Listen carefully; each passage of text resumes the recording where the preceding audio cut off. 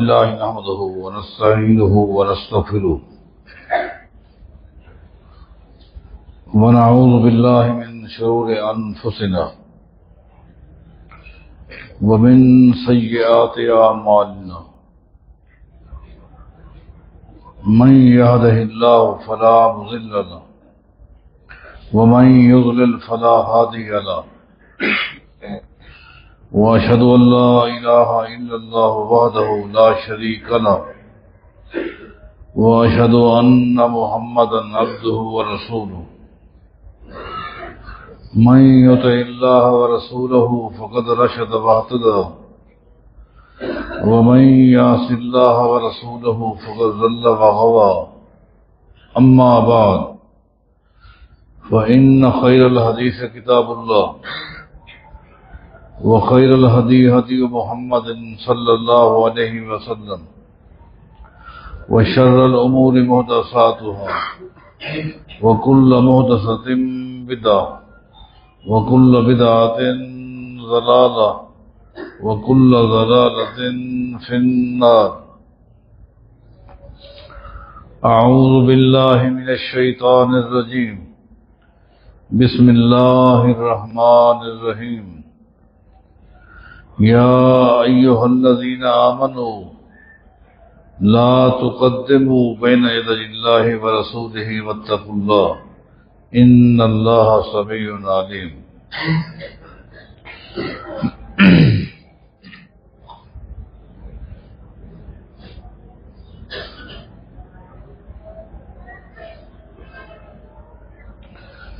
احکام الجنائز پر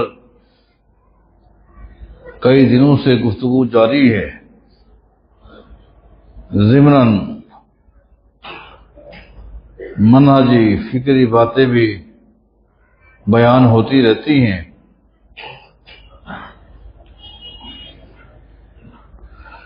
آج جس نقطے کو بیان کرنا ہے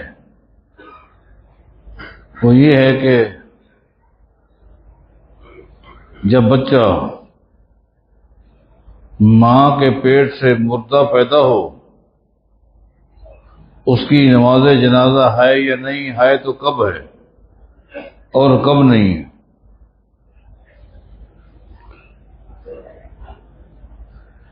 اس حوالے سے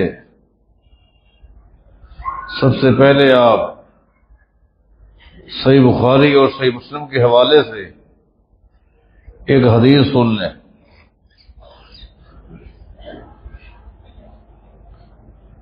نبی علیہ الصلوۃ والسلام کا فرمان ہے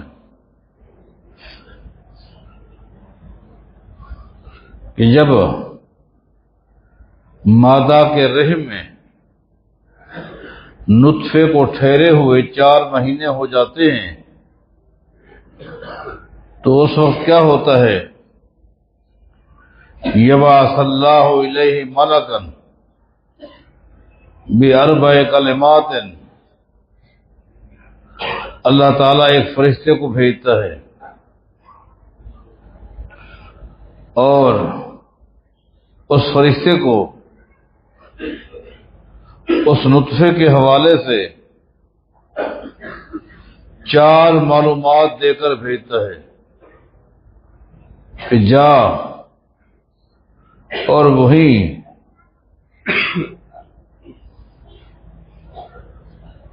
یہ 4 کلمات جا کر لکھ دے. یکتب رزقہ، سب سے پہلی بات یہ ہے کہ فرشتہ اس کا رزق لکھ دیتا ہے. یہ دنیا میں جا کر کیا کھائے گا کیا پیے گا لکھ دیتا ہے. آپ اس بات پر غور کریں. ابھی نطفہ مادہ کے رحم میں ٹھہرا ہوا عرصہ 4 مہینے ہوا ہے، اس کا رزق فرشتے نے لکھ دیا. یہ تو خام خواہ بیچارہ پریشان ہے رزق کے حوالے سے، سرگرداں ہے بڑا فکر مند رہتا ہے، حتیٰ کہ یہ انسان اس رزق کے حوالے سے جو لکھ دیا گیا حلال و حرام کا تمیز بھی ختم کر بیٹھتا ہے۔ اس کو حاصل کرنے کے لیے جائز ناجائز کا فرق مٹا دیتا ہے، جبکہ اے انسان، آپ کا یہ عقیدہ ہونا چاہیے کہ کائنات کے امام محمد الرسول اللہ صلی اللہ علیہ وسلم صحابہ کرام رضوان اللہ علیہ مجمعین کے ساتھ سفر پہ جا رہے تھے۔ دوران سفر ایک صحابی نے کھجور کا ایک دانہ دیکھا جو زمین پر پڑا تھا، اس نے اس کو اٹھایا، پھونک ماری، صاف کیا اور منہ میں لے لیا۔ یہ پورا نقشہ نبی علیہ الصلوۃ والسلام دیکھ رہے تھے۔ جب اس صحابی نے کھجور کا وہ دانہ کھا لیا تو نبی علیہ الصلوۃ والسلام نے فرمایا اس صحابی کو بلا کر کہ کھجور کا یہ دانہ تیرے کھاتے میں لکھا جا چکا تھا، یہ کھجور کا دانہ تیرے کھاتے میں لکھا جا رہا تھا، لکھا جا چکا تھا۔ اما انک لو لم تاتھا لاتتک، اگر تو یہاں نہ آتا یہ دانہ تیرے پاس خود آ جاتا۔ اگر بندے کا یہ عقیدہ ہو تو یہ کیا حلال و حرام، جائز ناجائز، اس قدر پریشان کیوں ہوگا؟ بس اسلام نے اس کو کہا ہم نے کچھ اصول مقرر کیے ہیں، ان کے تحت کمانا بھی ہے اور کھانا بھی ہے۔ من اکل طیبا وعمل فی سنت وامن الناس بوائقہ دخل الجنہ۔ فرمایا کہ سن لے اے انسان، اگر تو حلال کماتا رہا اور حلال ہی کھاتا رہا، سنت کے مطابق عمل کرتا رہا اور لوگوں کو اپنے ہاتھ سے اپنی زبان سے تکلیف نہ پہنچائی تو تیرے یہی عمل تیرے جنت میں جانے کے لیے کافی ہے۔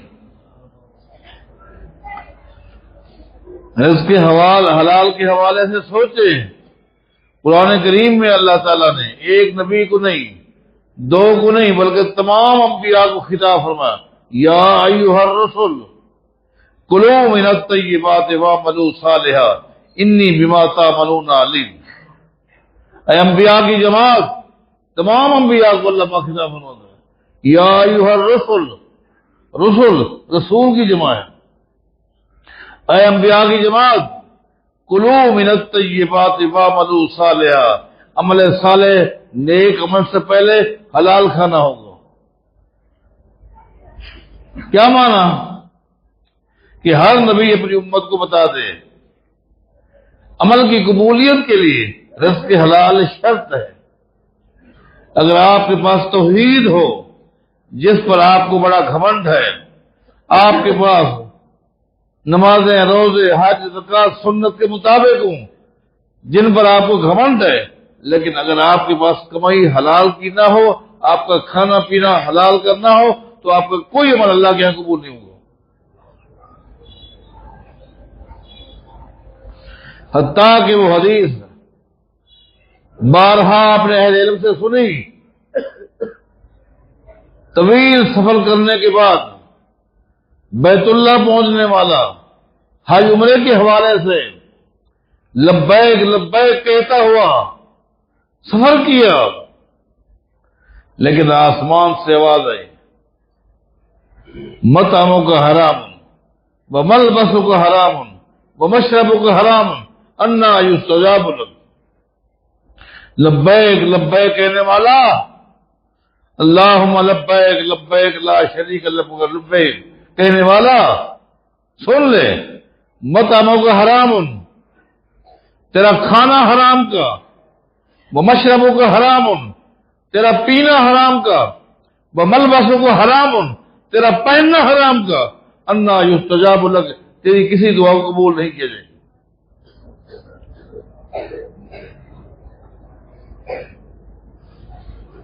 فرق کرو حلال و حرام میں، جائز ناجائز میں۔ آج فرشتہ اس نطفے کے حوالے سے، اس لوتھے کے حوالے سے جس میں ابھی تک روح نہیں ڈالی گئی، 4 مہینے ہو چکے، یکتب رزقہ، فرشتہ اللہ کے حکم سے اس کا رزق لکھ دیتا ہے۔ رزق لکھا جا چکا۔ دوسری چیز وَأَجَلَهُ، فرشتہ اس کی موت بھی لکھ دیتا ہے، کب موت آئے گی، کہاں آئے گی، اس کی ٹوٹل زندگی کتنا ہے۔ دنیا میں آنے والا کوئی ایک دن کی زندگی لے کر آتا ہے، ایک دن کی زندگی لے کر آتا ہے، ابھی آیا اسی دن فوت ہو گیا۔ نہیں دیکھتے، آیا اور اسی دن فوت ہو گیا، ایک دن کی زندگی لے کر آیا۔ کتنے بچے ہیں 7ویں دن جب ان کا عقیقہ ہوتا ہے اسی دن وہ فوت ہو جاتا ہے، ایک ہفتے کی زندگی لے کر آیا۔ کوئی بچپن میں، کوئی جوانی میں، کوئی بڑھاپے میں۔ یہ کیا زندگی ہے؟ اجلہ، فرشتہ اس کی عمر لکھ دیتا ہے۔ وعملہ، دنیا میں جا کر کیا کرے گا، کیا نہیں کرے گا، فرشتے نے آج لکھ دیا۔ اور آخری چوتھی بات لکھ دیتا ہے،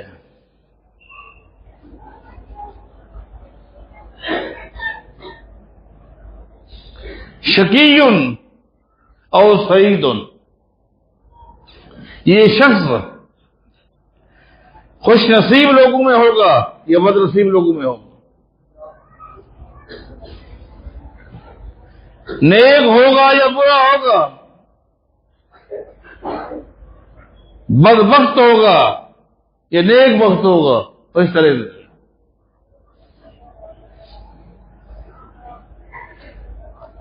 لکل اجل کتاب، لکل اجل کتاب،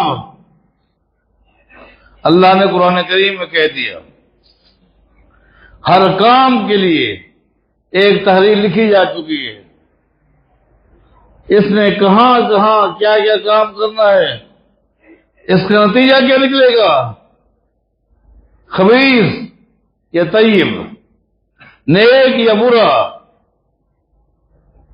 جنتی یا جہنمی، اچھا یا برا، لکھ دیا جاتا۔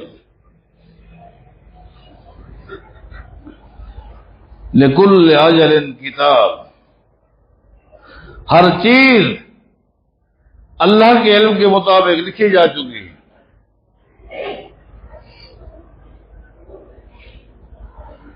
اگلی ہے جو سورہ رات کی ہے، غالباً آیت نمبر 39، آگے اللہ فرماتا ہے یمحو اللہ ما یشاء ویثبت وعندہ ام الکتاب، اللہ کے علاوہ یہ حق کسی کو نہیں ہے کہ اللہ کی تحریر کو آگے پیچھے کر سکے۔ اللہ کی تحریر ام الکتاب، جس کا نام ام الکتاب ہے، پوری مخلوق کا ریکارڈ جو اللہ کے پاس ہے اس کا نام ہے ام الکتاب۔ ام الکتاب اللہ کے پاس ہے، اس میں کوئی بھی کسی کو حق حاصل نہیں ہے، نہ کوئی فرشتہ، نہ کوئی نبی، نہ کوئی ولی، نہ اس کتاب کو جانتا ہے، نہ ہی اس کے اندر رد و بدل کر سکتا ہے۔ ہاں، یمحو اللہ ما یشاء، اللہ تعالی جس کو چاہے مٹا دے۔ یمحو اللہ ما یشاء، اللہ اپنی تحریر میں سے کسی بندے کے بارے جو چاہے مٹا دے، ویثبت، یا جو چیز چاہے وہ رہنے دے۔ اس آیت کو سامنے رکھ کر مسلمانوں کے دوسرے خلیفہ سیدنا عمر بن خطاب رضی اللہ تعالیٰ عنہ ایک دعا مانگا کرتے تھے۔ وہ دعا مجھے بھی یاد رکھنی چاہیے، ہر وقت مانگنی چاہیے جب بھی توفیق ہو۔ آپ بھائیوں کو بھی، آپ بہنوں کو بھی وہ دعا مانگنی چاہیے۔ سیدنا عمر بن خطاب رضی اللہ عنہ کے بارے آتا ہے، وہ بیت اللہ کا طواف کرنے کے لیے جب بیت اللہ کے سامنے کھڑے ہوئے سوچنے لگے، ایک دعا کا تو نبی علیہ السلام نے حکم دیا ہے کہ رکن یمانی سے گزرو، مقام رکن یمانی سے گزرو، اور وہاں سے گزرتے ہوئے ایک دعا پڑھنی ہے، ربنا آتنا فی الدنیا حسنہ وفی الآخرۃ حسنہ وقنا عذاب النار۔ اس کے علاوہ بندے کو اختیار ہے جو چاہے دعا مانگے۔ اب میں کون سی دعا مانگوں؟ تو سیدنا عمر بن خطاب رضی اللہ تعالیٰ عنہ ایک دعا مانگتے تھے بیت اللہ کے طواف کے وقت، بیت اللہ کے طواف کے وقت۔ وہ دعا کیا ہے؟ اللہم ان کنت کتبت علی شکوۃ وذنبا، اللہ، یہ دیکھیں یہ دعا مانگنے والے کون ہیں؟ اللہم ان کنت کتبت علی شکوۃ وذنبا، اے اللہ اگر تو نے میرے نام اعمال میں مجھے بدبخت لکھا ہوا ہے، اے اللہ اگر تو نے میرے نام اعمال میں مجھے بدنصیب لکھا ہوا ہے، او ذنبا گنہگار لکھا ہوا ہے، فمحو، میری تیرے آگے درخواست ہے تو اس کو مٹا دے۔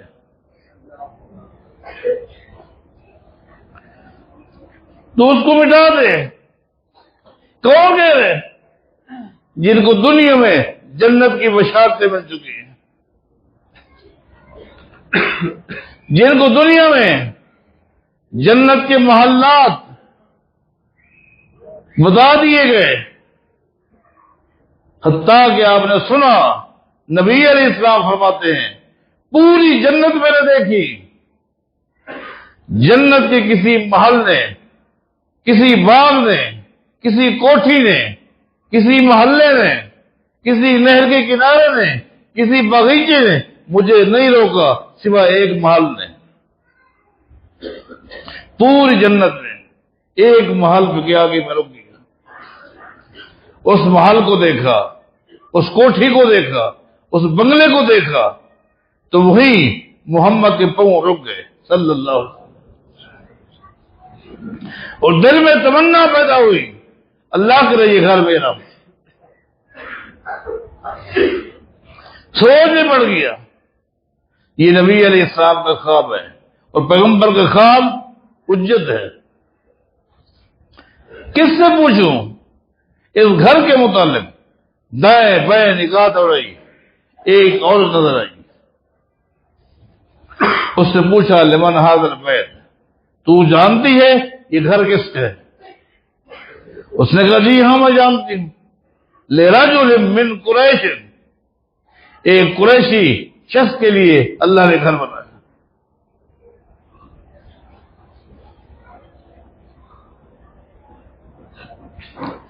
نبی علیہ السلام خوش ہو گئے، اس عورت سے کہا انا من قریش، میں بھی قریشی ہوں۔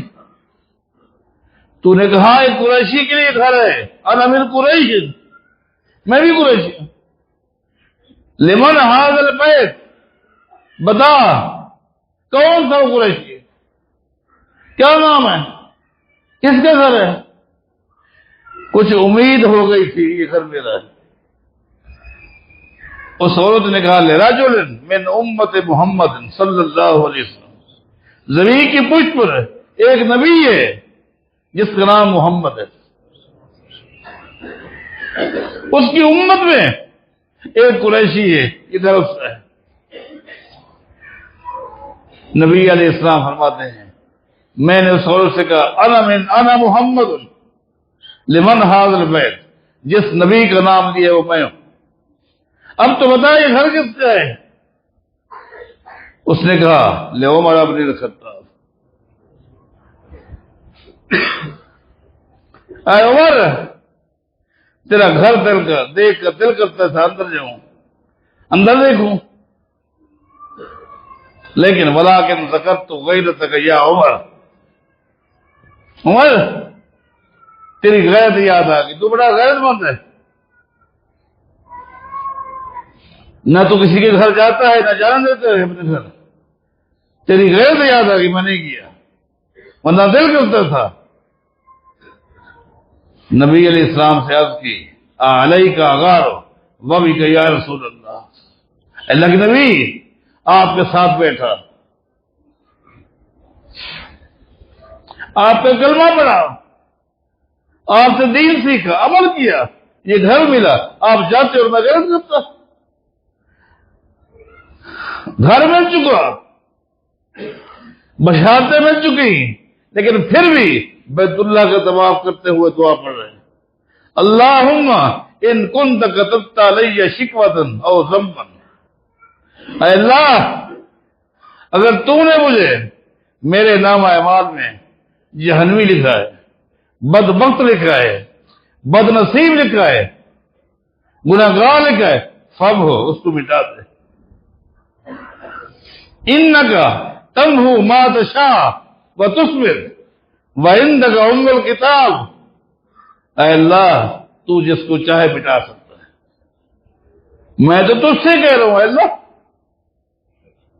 تو جس کو چاہے مٹا سکتا ہے، جس کو چاہے رہنے دے، وعندک ام الکتاب، تیرے پاس تو ام الکتاب ہے، فجعلہ سعادۃ ومغفرۃ، اے اللہ عمر کی درخواست ہے، اے اللہ جہاں تو نے میرے بارے اگر بدبختی لکھ دی ہے وہاں نیک بختی لکھ دے،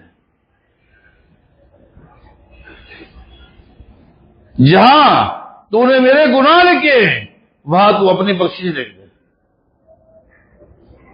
تو میں کہہ رہا تھا فرشتہ یہ 4 کلمات لکھ دیتا ہے، ثم ينفخ فيه الروح، ان کلمات کو لکھنے کے بعد ثم ينفخ فيه الروح، تو اب اس نطفے کے اندر روح پھونک دی جاتی ہے، اب روح آ گئی، 4 مہینے ہو گئے، اس کے بارے 4 کلمات لکھ دیے گئے، اب اس کے اندر روح پھونک دی جاتی ہے، اب اس میں روح آ گئی، اب جب روح آ گئی اور روح آ جانے کے بعد کسی وجہ سے روح نکل جائے تو یہ میت ہے، چاہے وہ ماں کے پیٹ میں ہو یا باہر آ کر روح نکل جائے، روح آ گئی، روح آ جانے کے بعد اگر ماں کے پیٹ میں ہی روح چلی جائے، نکل جائے، یا باہر آنے کے بعد روح نکل جائے، یہ میت ہے۔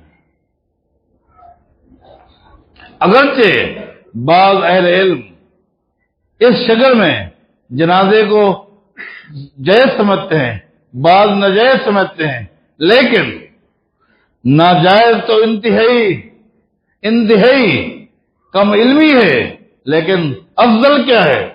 افضل یہ ہے اب روح آ گئی، روح نکل گئی، اب یہ میت ہے، اب یہ مردہ ہے، اور جنازہ مردے کا ہوتا ہے،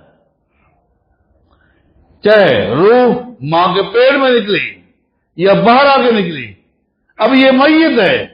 جیسا کہ امام شافعی رحمۃ اللہ فرماتے ہیں کہ لوگ اختلاف کیوں کرتے ہیں، جب 4 مہینے کا وہ ہو گیا تھا ماں کے پیٹ میں، روح آ گئی تھی، وہ مر گیا، جب باہر آتا ہے اس کو غسل کیوں دیتے ہو؟